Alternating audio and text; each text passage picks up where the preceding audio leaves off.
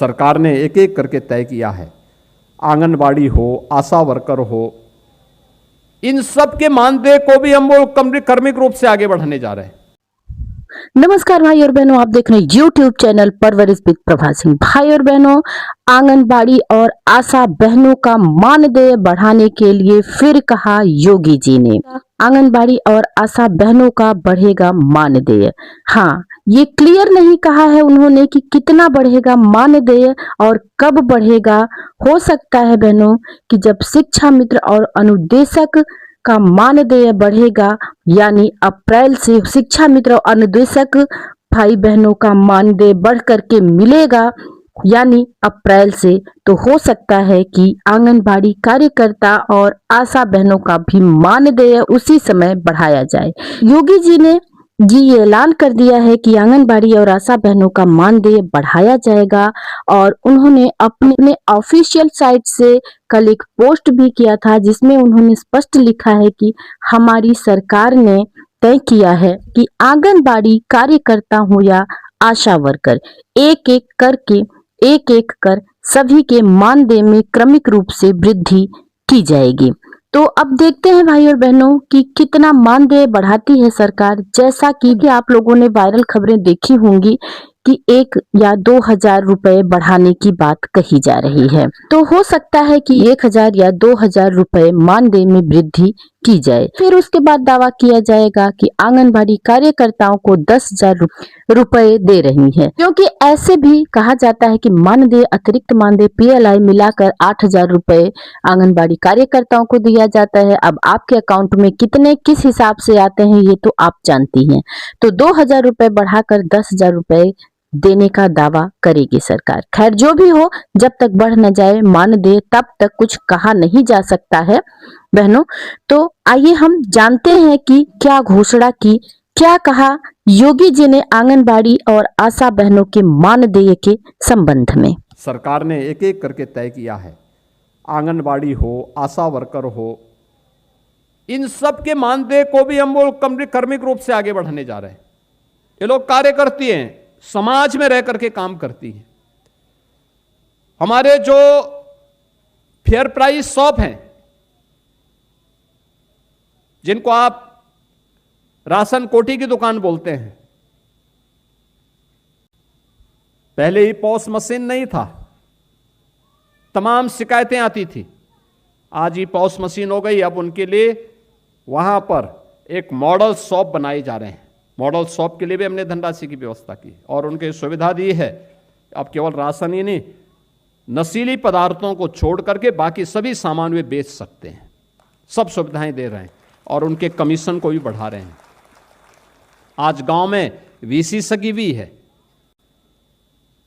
आज गांव में गांव की ही बेटी VC सखी के रूप में काम कर रही है, विद्युत सखी के रूप में काम कर रही है, अन्य तमाम प्रकार से कार्य कर रही हैं। अनेक रोजगार की सुविधाएं वहां पर उपलब्ध हो रही हैं और इसीलिए जिससे समाज का हर तबका स्वावलंबन की दिशा में अग्रसर हो सके, सरकार उसको प्राथमिकता के साथ आगे बढ़ाने का प्रयास कर रही है।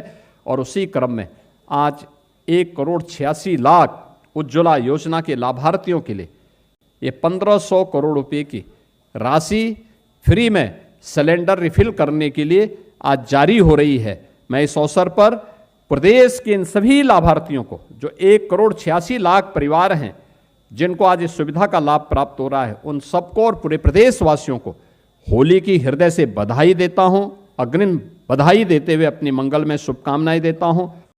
लखपति दीदी का कार्यक्रम हो या C-मार्ट, ग्रामीण क्षेत्र में सरकार ने जो व्यवस्था प्रारंभ करने का प्रयास किया है, इसके लिए हम लोगों ने मुख्यमंत्री महिला उद्यमी उत्पाद विपणन योजना, यानी जितनी भी हमारी महिला स्वयंसेवी समूह है, वह जो भी प्रोडक्ट बनाएंगे उसके लिए उनके लिए एक मार्केट की सुविधा उपलब्ध करवाने, क्वालिटी के इम्प्रूवमेंट के साथ साथ उनके लिए मार्केट उपलब्ध करवाने की सुविधा, इसके लिए भी बजट की व्यवस्था की गई है।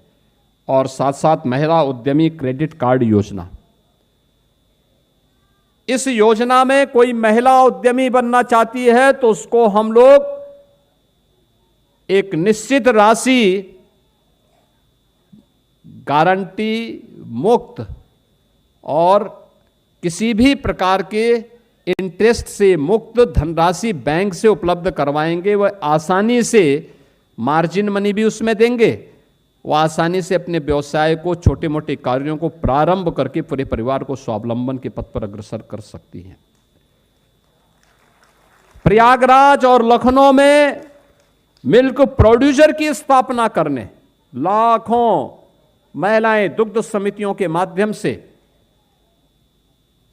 स्वावलंबन के मार्ग पर आगे बढ़ सकती हैं। और केंद्र सरकार ने जो व्यवस्था की है, महिला श्रमजीवी छात्रावास के निर्माण के साथ ही सेल्फ हेल्प एंटरप्रेन्योर मार्ट यानी सी मार्ट, इसमें सीधे बाजार से जोड़ने की कार्रवाई, महिला स्वयंसेवी समूह को जोड़ने के कार्यक्रम, ये सभी और पहले से भी योजनाएं हैं। बेटी बचाओ बेटी बढ़ाओ का कार्यक्रम, मातृवंदना का कार्यक्रम, मुख्यमंत्री कन्या सुमंगला योजना, बेटी के जन्म से लेकर के स्नातक तक की पढ़ाई, और फिर बेटी के विवाह के लिए मुख्यमंत्री सामूहिक विवाह योजना में 1 लाख रुपए हम लोग उस विवाह में बेटी की शादी के लिए उपलब्ध करवाते हैं। यानी जिस बेटी के बारे में पहले लोग उपेक्षित मानते थे, अब सरकार उसका कन्यादान करने के लिए तैयार है। सरकार जाएगी उसका कन्यादान करने के लिए, क्योंकि गांव की बेटी तो सबकी बेटी मानी जाती थी और सरकार उसमें लग करके कार्य करना चाहती है। और उन सभी कार्यों के साथ ही आज जो सुरक्षा का माहौल हुआ, परिणाम क्या है? महिला श्रम बल पहले 13% था और आज 36% महिलाएं उत्तर प्रदेश के अंदर कार्य कर रही हैं। सरकारी नौकरियों में, उद्योगों में और समाज के अलग अलग तबके में वह स्वावलंबन और आत्मनिर्भरता के इस लक्ष्य को प्राप्त करने की दिशा में मजबूती के साथ आगे बढ़ी हैं। और इसी दिशा में हम लोगों ने प्रयास प्रारंभ किया है कि ये सभी कार्यक्रम आगे बढ़ें।